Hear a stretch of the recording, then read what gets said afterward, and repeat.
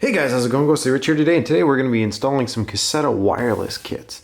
So as you can see, what's really cool is you're going to have your dimmers, and then on top of that, you're going to have, if you want to, these pico switches, which are for, let's say you have two on a hallway.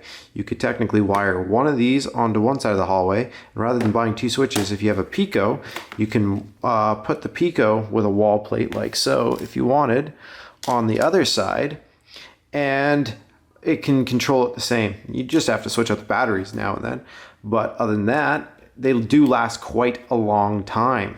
So you could have, like I said, that one on that side. So that's why you'll see once we get in there, if you have technically a black and another black and a red for two on a hallway for a three-way switch, technically, rather than buying two of these or the more expensive switch here, if you wanted to, you could just technically grab this one and then grab one of these bad boys. So yeah, if you have some pico switches here, like I said, like for in here, I'm gonna have my switch for my office, which is actually mounted outside my office, and then I could actually double-sided sticky, like it comes with, to my computer case or the side of my desk or whatever I want to do. Then I can turn the lights on and off from here, or I can control it from my phone. So we won't be doing that right now, but what we will be doing is first you're going to take all these switches that you have, these Caseta switches, and we are going to wire them in on the wall. And it's quite simple. If you have metal boxes or ones that are grounded, which I'll show you once we get in there, you won't need to use this ground wire unless you'd like to. If you have a grounded box already and you have ground strapping that's going to be attached to these screws, then we won't, as you can see, these have been removed before. This is because this is one of my used switches that I got. So with our new switches though, what we will have, if you want to, and if you are worried about that box being properly grounded, you can attach this so that way you have a proper ground to this switch. As you can see, it just goes to the metal plate. So if you already have a screw going into the metal bracket, which is already to a grounded box, it really isn't going to make a difference. And then literally it doesn't really matter. All you're going to be doing is attaching one side to one side of the power and one side to the other. If you're going to flick your breaker off, make sure you go into your panel, have someone stand there, flick it off one at a time until the light goes off. If you're doing a whole house, you could just flip the main off and go from there. First thing you'd want to do is undo the plate. A lot of these have stoppers. You should be able to do it. Ain't that right, Meeks? And then as you're undoing it, all you do is leave it. You'll see that there's usually a hook or a metal piece in there that grabs the screw. So before you try undoing it all the way, make sure you just get it enough, and then it'll hold into the plate if you're gonna keep these. See how it does that? We'll put that down. Next thing we're gonna do is take this out. From right here, be careful. What I like to do is one wire at a time. Just pull one wire off and we're gonna straighten it out. So unscrew it, and then we'll use our linesman plier to straighten it. Once you straighten it with your pliers, well, the other one's still there, or you can pull them both off, doesn't matter. Doesn't matter, grab a side, grab one of these black ones, and literally just take it, and you can put it next to the other one. You can either tie your moret to twist them together, or you just grab your linesman pliers and twist these together. After you've twisted them together like so, I trimmed mine a little bit, so it looks like that. Now I'm gonna slip the moret on the tip, twist it, and then you'll see the wires start to twist together, and then do a pull check. Try and pull on that moret and make sure it does not come off the tip of the wires. Code is usually 3 to 7 turns depending on where you're from. After you're done, tie them up, tuck them in, and then what you can do is go turn your breaker back on after you've done your pull test, hit light on, and if it goes on, you're doing something right. If you hit light off and it goes off, perfect. So we're gonna hit light on, and then we're gonna try dimming. Now the reason why we're dimming, and I'm hitting the dimmer until it goes dimmer, is if you can get this low, and you can see the bugs in my light, oh man, you've got some good bulbs. But if you start going down and you start seeing your bulbs flicker or start doing crazy things, it means that your bulbs aren't dimmable. You should definitely get some dimmable bulbs before proceeding. So I know now that this Caseta switch is going to be just fine. I'm going to screw these two screws in here. Now you can either do two things. You can if you're gonna have decor plates like so, this is a Lutron switch I did a video on. You can always take a look at these. I might actually be swapping these out, but either way, just take a look at here. See how you have these matching faceplates. If you delete these, or if you leave those, and then you go to put these new ones in, you can choose to either keep that switch plate, that's why they've left the screw hole there, or you can use these ones, which they do look nicer. Some people like them, some people hate them. I'm gonna hold off on them for right now because I'm gonna do all mine if I do that. I don't want to have different switch plates all over the house, like where this is one kind and then that is one kind. To me, that would look kind of hokey, and it's not really the look I wanna go for. But if that's the look you want to go for, make sure before you screw this down that you put this plate on too, because you're going to have to sink. Actually, you know what? You can put those screws in first to hold it, and then you'd put that bad boy on and have it. But again, this is all going to come down to what you want to do. If you're going to go through and buy all these switch plates, or if you're going to just stick with these standard screw ones, just in case you don't do every switch in your house with these. If you're planning on doing every switch, then you might want to go and count how many of these you have around the house, so that way, if you know this is a 3-gang, you go and you get a 3-gang screwless and all that other fun stuff. For now though, like I said, I'm just going to screw this back in using the screws from there, the ones that I took out, and then I'm going to put the plate on, and I know that's good. There's one switch done. Like I said, you have your different dimming levels.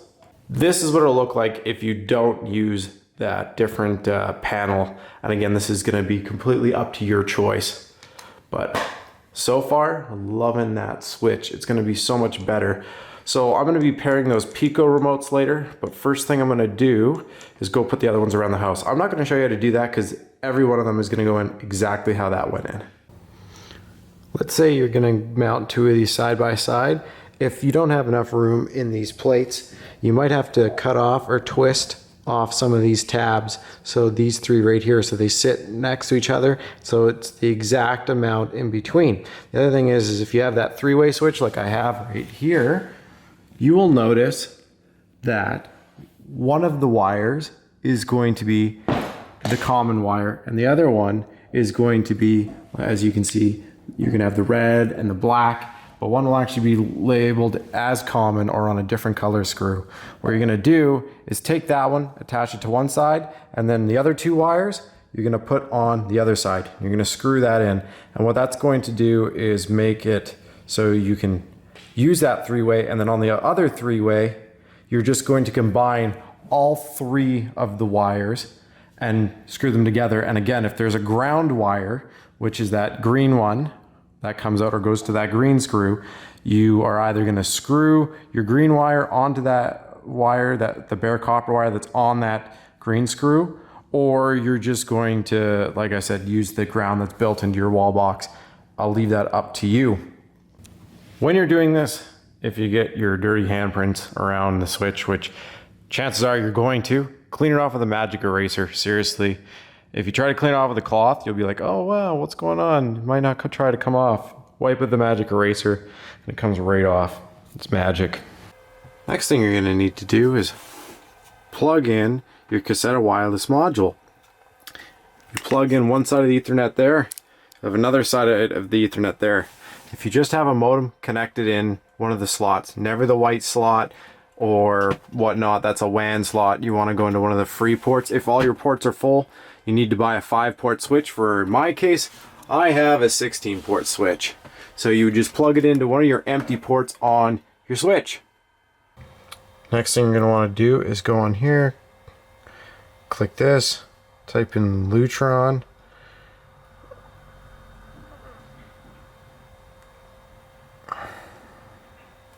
Lutron app, install. If you're an Apple user, you'll probably have to put in your Apple ID or something.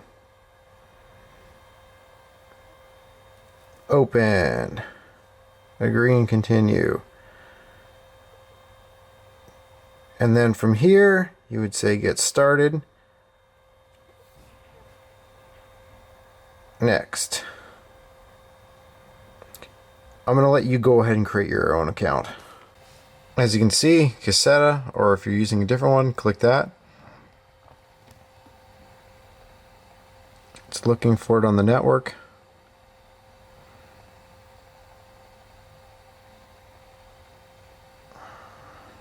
And it found it. From there it says tap the button on the bridge, which is on the very front here. Let's see if I can find it.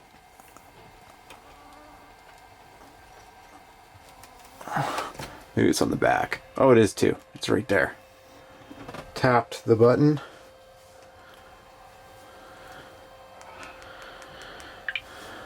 Connecting. Alright, so if you're taking a look here, you're going to see your light switches and everything as such. So what we're going to do is in-wall dimmer first. Boom. And we're going to say it's just a dimmer. It's not a fan one. And it'll say press and hold the button for 10 seconds or till the LED blinks quickly, so we can see this right here. So let's click.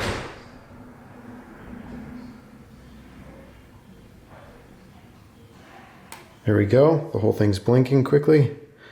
We're going to call this one office. And next, after we do that, we're going to say it's ceiling light, main, next. Super easy. Again, if you were doing those pico remotes for adding others, you could, we'll do that in a second. Add another device. We're going to add a pico remote. All right. So I'm going to go put my phone down over here. And the next thing we're going to do, actually I'm going to put it over here. So it's on the black surface so you can see it better. It's telling me to hold this button down right here for 10 seconds once again. There you go. And again, we want this one to control. Choose the room where the pico is going to be used. Well, we want it to use for the office. And we want it to do for the lights. And there we go, main office light. So now, if we go like this, actually, we'll say I'm done adding devices. Let's do that. I might have to sync everything together. So it's finishing setup. Just before I jump to conclusions and start, it's just programming your system. Perfect. That's what I was waiting for. And again, this is just an example, so that way you know what to do for other rooms. So let's hit this. Look at that. Then with the pico remote, if I hit down, and let's say I set this up to right there, and I turn it off. Let's see what happens. Aha. So you can set your favorites too, your favorite dimness and stuff like that. Like I said, now I can peel that sticky off if I wanted to. I could put it right here, so that way while I'm sitting at my desk, since the light is outside, the light switch, now I can control the lights right from my office. It's also perfect for if you have your home theater seating, because you can put this inside your home theater seating. If you have one of those flip up boxes, you can control it that way. So from this point, you would just go to add another device and you'd go around the house adding them. Now, let's say you did one of those three-way switches. Remember the one where you added like all the wires except for the common? You put the common on its own and the other wires on the other side, and then the ground if you're using the ground.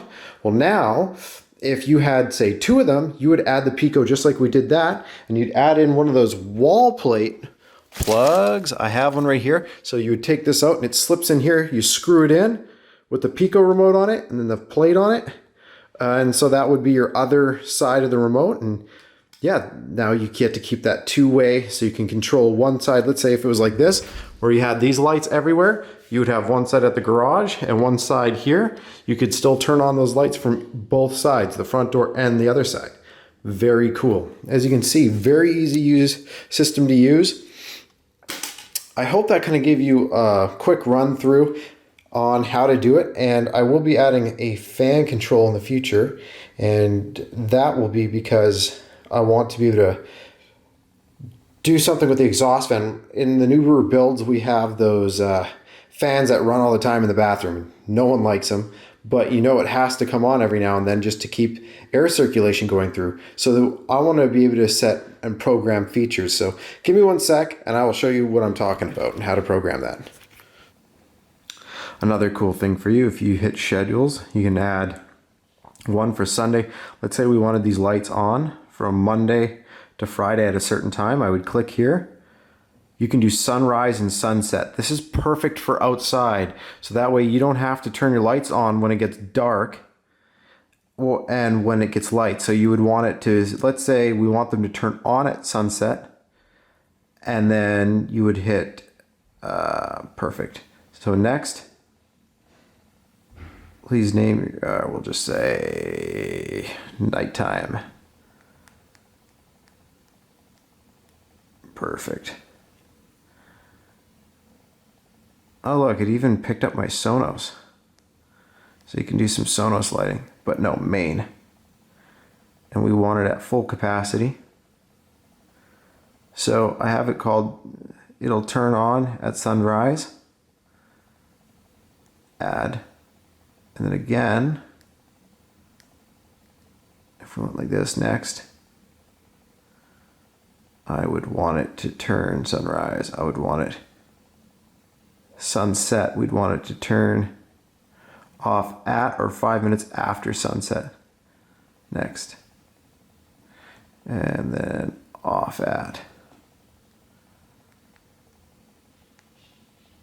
And we'll just do that for a second. And then basically we'd say the main lights again. Perfect. So you can actually set the settings of the dimness. And basically what you're doing is you're going to get it to turn on and off. So if you're setting up that event like I was telling you, you go under schedule. So you can see how I have sunrise, which is totally set up wrong. It's not nighttime. And how it says turn off at sunset. It's actually the opposite way around.